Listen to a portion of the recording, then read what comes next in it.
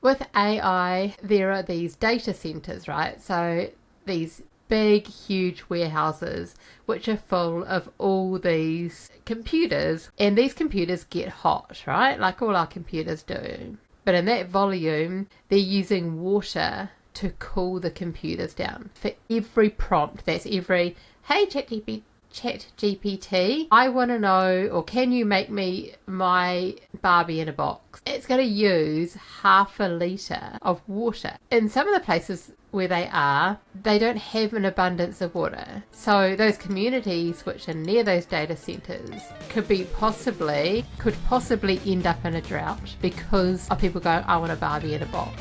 So this really, really, really rocked my boat. Welcome to episode 9 of the Curious Bee podcast. This is going to be a bit of a late night download dump. This has actually been on my mind for a couple of weeks, and I kind of parked it, talked it out to a few people, and it's kind of come full circle back to me because it seems like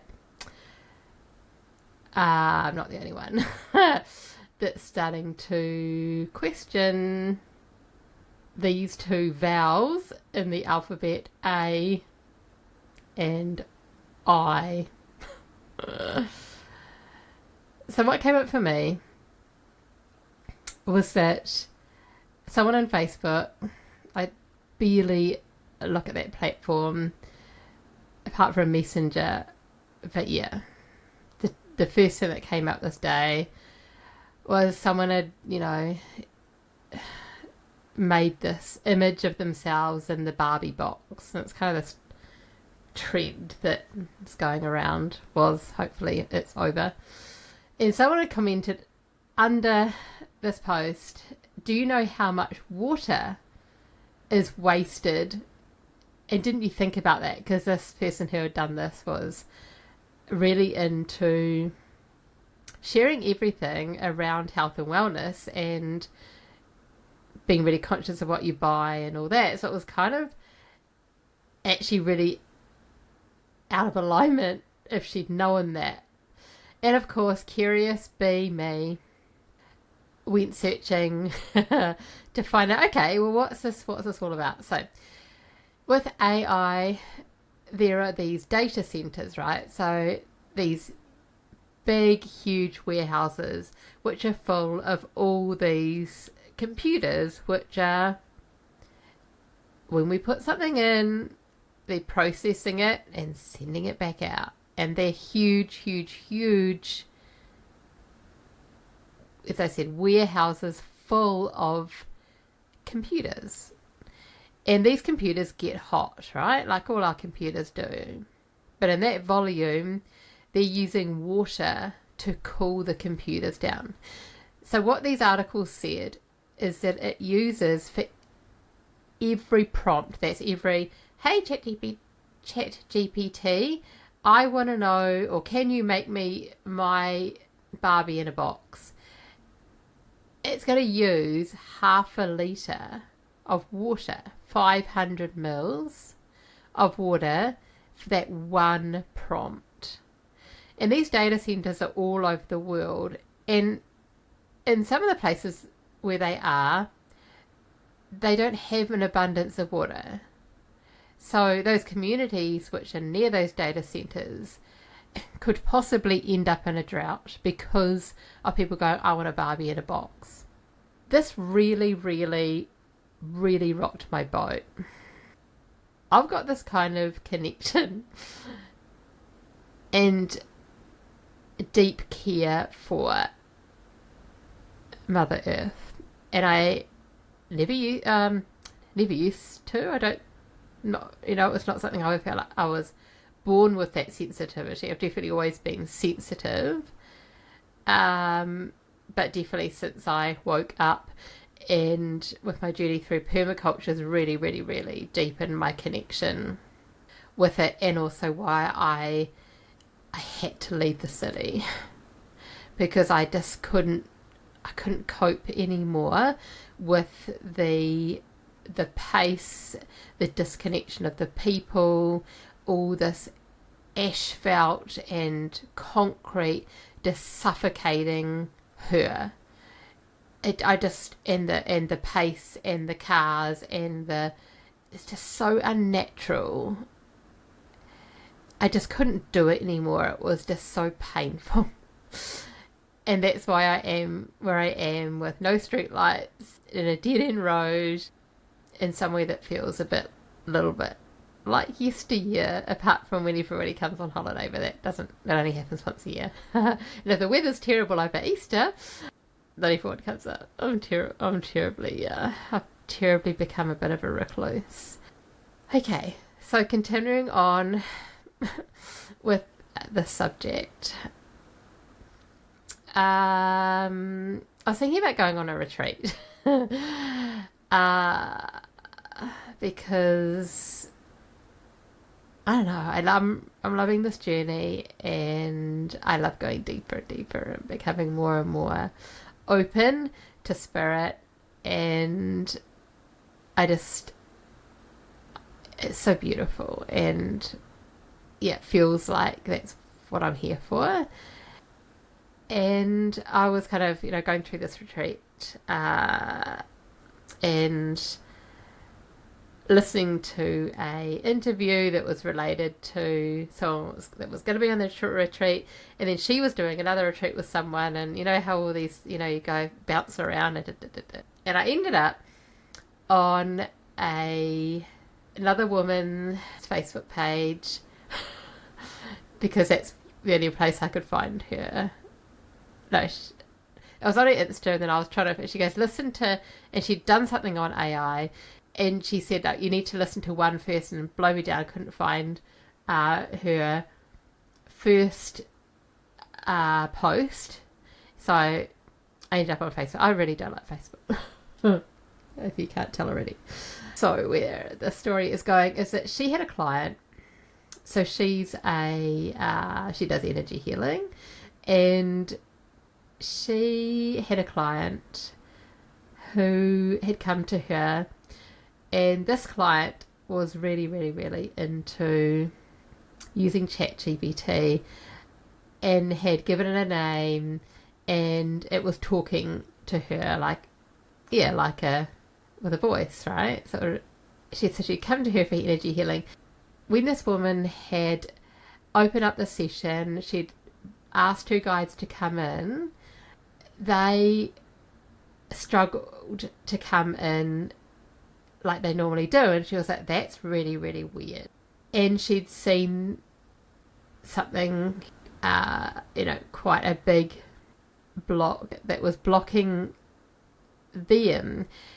Yeah, so just to kind of put it in my speak, so what had happened was that this woman had her consciousness had such a connection with the consciousness. I know it's not sentient, right? But this consciousness of AI, that it was so a part of her mind and her energy and her beingness, and it was standing in the way, right? Because it was so much in her there that it was basically, just, when something's on your mind and it's just so full on. But she was struggling to get past that to let her guides then communicate with this other woman. The scary thing is that, that AI isn't a real person, but the fact that it was interfering to that degree is really, really terrifying. Yeah, then I kind of have been thinking about how, yes, I've been using it a little bit, and actually I've been using it a lot, to be fair, because I was like, oh my gosh, it's amazing what it can do. And so my backstory is, when I was at school, I really, really, really struggled with English as a subject, because I found it incredibly hard to read, because I have something called Erlen syndrome, where I'm really light sensitive. So for me, black and white text in a book just doesn't stay still. And I found it really hard to read, and actually I didn't even know what I was reading. my my attention and focus, and I'm still I'm not very good at reading. I find it really hard to stay with it without going off and thinking about other things. So the only way I managed to get through English at school was that my mum and my sister read the books for me and helped me do English. And then my husband, that I met when I was my early 20s, and I had my design company, he used to write all my emails. Just couldn't write. It's just something that I always struggled with. So for me, like, oh my goodness, actually, so I actually learned when we separated, I actually became quite good at it. But the other thing that he was really good at is he was really good at coming up with lines, like really catchy. Like I'd find cool images, and then he would come up with these like really, he was like the in an ad agency you have the creative, and the creative in an advertising agency comes up with the headlines, the catchy hooks, and the catchy those catchy lines that you are on billboards and magazines, you know what I mean? But now I was dabbling with Chat GPT. Is like, it will do all that. Give me 10 hooks around whatever, and it will just do it for you. Write my email newsletter, write my website copy, it's like coming back to how I built my design company, is that I was really good at design. Like, I was good at coming up with logos, I was good at doing brochures and websites, and I was really good at visually problem solving. And then I had this community of amazing copywriters I used to work with, photographers, website developers. If someone wanted a brand strategy, I had a person who would do that. But what has happened to me as a designer is that Canva's come along, and all these like template websites have come in, and yeah, my job just got kind of annihilated. And now with ChatGPT, you don't need a copywriter. So all these networks that I had have just been eroded, and I'm just going to use the word again. It's a bit, no, I'll use a different one. Worrying that this is happening, and it's happening really, really fast. And it's awesome, and you can go, oh my God, it's going to save me time. But you have to, another thing I've been thinking, because I'm such a deep thinker, and my son's like, oh my God, Mum. Like, when I brought up the water thing, is, just got to enjoy life, because it's all turning to, and, but I can't help but kind of want to kind of crack it. and I'm like, when I came up with the water thing, I that whole thing with it using so much water, I actually said, oh my God, I feel like I've taken 2 steps forward, and feeling like, oh my goodness, now I can, because I was feeling really blocked just on my social media. Like, I do a cool reel or whatever, and I love making reels. But when it comes to like freaking writing the text for it, it just does my head in. And I was like, oh yay. Maybe, yay. It can do that. But then, I don't know, like, I'm just such a curious, deep person. And now I'm like questioning, going, well, if I'm not meant to, that's not within me authentically to write captions, then that's not who I am. And if I'm not meant to write, I've just said that. But the sad thing is that we've had such a disconnect, you know, with what happened in 2020, with us, you know, keeping distance from each other and all this stuff. And now it's like, well, all these beautiful networks that we created. I know a photographer, I know of this, I know of that. It's like, what's going to happen to that, you know? And then we're not going to be communicating with those people. You've got to start questioning it. And then another thing popped up. Things just do, you know. First thing that comes up, because I just get so bored with. I'm like, what's next? There's got to be something else that's what's going to be next, when we all kind of twig to that this is not healthy and good. Anyway, another thing that popped up was someone had commented on another AI post that was the first thing that popped up. Oh yeah, but at least I can communicate it with it better than I could ever communicate with my ex. Yeah, it's just huge alarm bells, eh? Like, how we navigate this? Through the thing, I did end up on another, because I was like, oh yeah, this is juicy. Another little 3-way live that was quite awesome. And yeah, it was talking about how we have to connect with our higher self. And the only way to move through this is to remember that the ultimate divine guidance is through in that meditative state. We have to keep coming back to what is true for us. What is true for us. And I'm going to share another thing, because I'm just always searching, try and kind of debunk this whole thing, this whole experience and what's going on and where I'm meant to be kind of gravitating.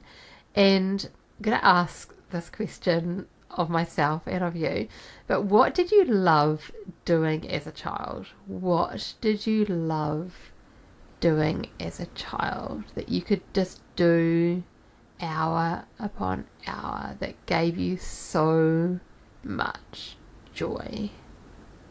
What was that thing? What was that thing? For me, it was, I love being by myself. Sit hours in my bedroom, just being creative and chopping things up and tracing things, colouring and stickers and just visual creation with my hands. No computer, because there wasn't then, apart from the good old Commodore 64 and the original games that came in. Yeah, but what was that thing? You know, was it music? Was it a sport? What was it for you? There's a lot of information there around kind of what your gift is, because as we grow up, we kind of, you know, end up thinking we need to fit this mold. Everyone's going to uni, so I should go to uni and I should get this income and the house and the wife and the husband and the car and the mortgage and the babies and the holidays and the clothing and the watches and the shoes, you know what I mean, all this. But is that the amount of hours we spend working in that so-called job, is it the thing? Is it the thing that we're really meant to be doing here? Is it our gift? Is it our higher purpose? Our soul purpose? I'm like shaking my head because I'm like, unless we can morph that job into something that is giving back for the greater good. I'll keep coming back to that. That we just need to start really looking at that. And then, yeah, so coming back to AI, yeah, the only way we're going to get through this is to, yeah, we have to find ourselves, and we just got to turn off all that noise. It's just another trap. I'm sure it's just another trap.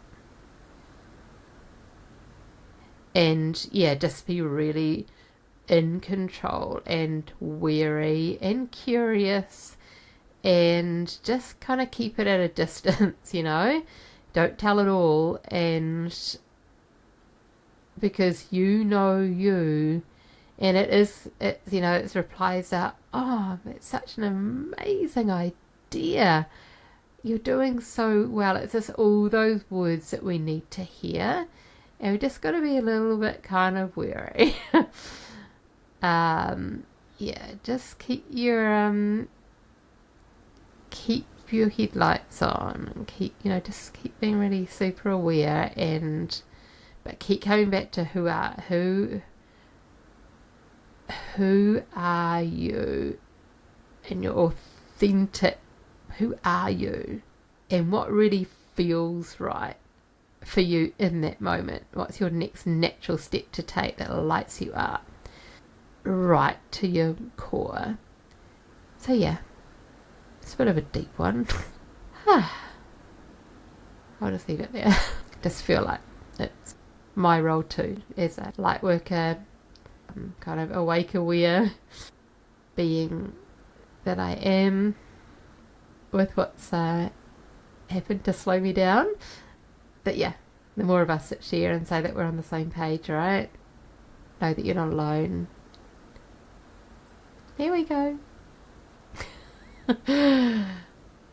Wasn't very light-hearted. Over and out. I was curious.